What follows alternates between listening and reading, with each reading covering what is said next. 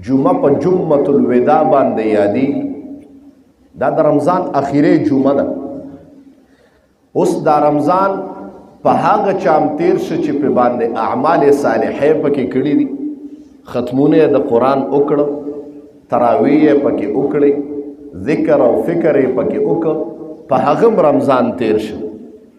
او دا رمضان په هغه انسان هم تیر شو چې په لړوګانو، تاشونو، گیمونو کې زندگی تیر شو، په غفلت کې په باندې دا میاش اوته رمضان په هغه تیر شو. اوس ګټه چا وکړه محترم؟ قرآن کې الله فرمای من عمل صالحا من ذکر او انثى، ګټه هغه نارینه او زنانه وکړه چې د دې رمضان نه فایده واغسته.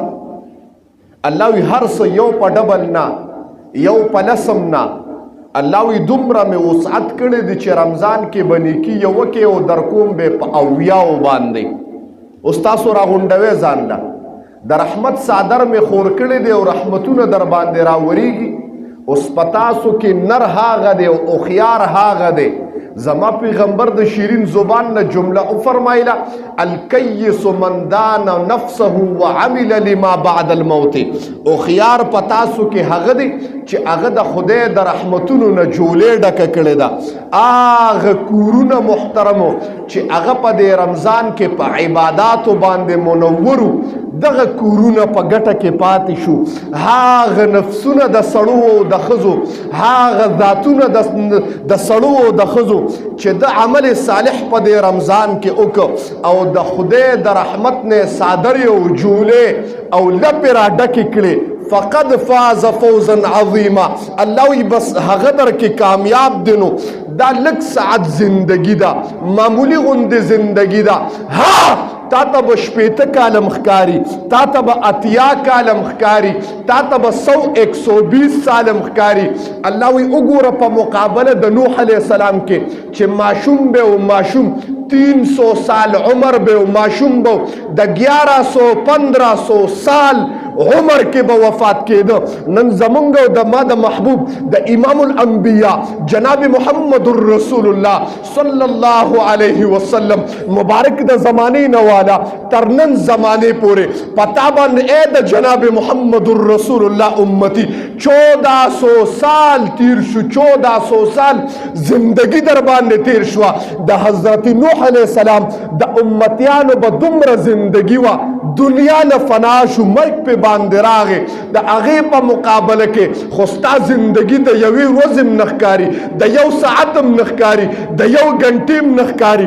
په دې کې تا ځان ته سوچونه کړي دي یاره چې بنګله به څنګه جوړومه، بینک بیلنس به څنګه پیدا کومه، عهده به څنګه پیدا کومه، منصب به څنګه میلاویږي، یاره چې سکون به څه کې میلاویږي، راحت به څه کې میلاویږي، لذت به څه کې میلاویږي، ما ته به ښکلې جینۍ کوم ځای کې میلاویږي، ګاډې به اعلی او بهترین کوم ځای میلاویږي، ما ته شیخ ملتون کې پلاټ څنګه میلاویږي، ښه کاروبار په بازار کې به څنګه میلاویږي.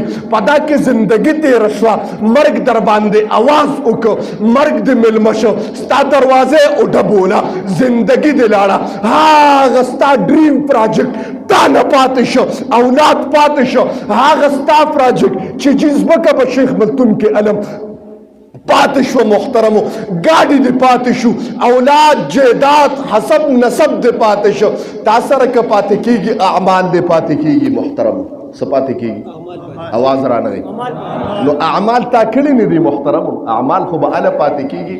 تا ته وایم ته چې په سفر په ټور باندې ځې اسې مثال په طور یره چې زه ځمه لږ په ټور ځمه، کمراټ ته ځم او چترال ته ځم، د 5 ورځو په سفر ځمه، تا څومره ټینټونه او بسترې او پیزار او جامې ځان له اغوستې نه دي محترمو؟ یاره جي د 5 ورځو سفر دی، دې کې به بیا څه کوم؟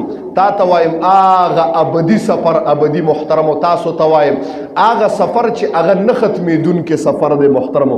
قبري زندگی یادوم درته، هغه اخروي زندگی یادوم درته محترمو چې نه ختمېدونکې زندگی ده. د هغې دپاره دې څه کړي دي محترمو؟ څه دې کړي؟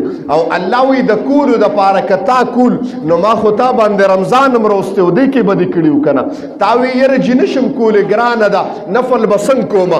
الله وی ته نفل کوو زه به په فرضو باندې بدلومه. تا به فرض کول، تا به فرض کول او هغه به مې درله په اویاو فرضو باندې بدلول، تا به نفل کول او هغه به مې درله په فرضو باندې بدلول.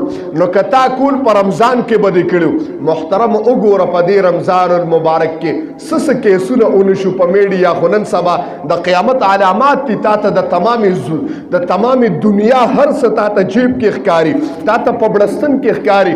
د هغه ملکونو ګناهکارې او ګلوکارې تاسو ورته څه وایې؟ ما ته پته نه لګېږي. تا ته بړستن کې ښکاره کېږي. محترمو د هغې 7 سمندرونو نه پار دنیا تا ته بړستن کې ښکاره کېږي.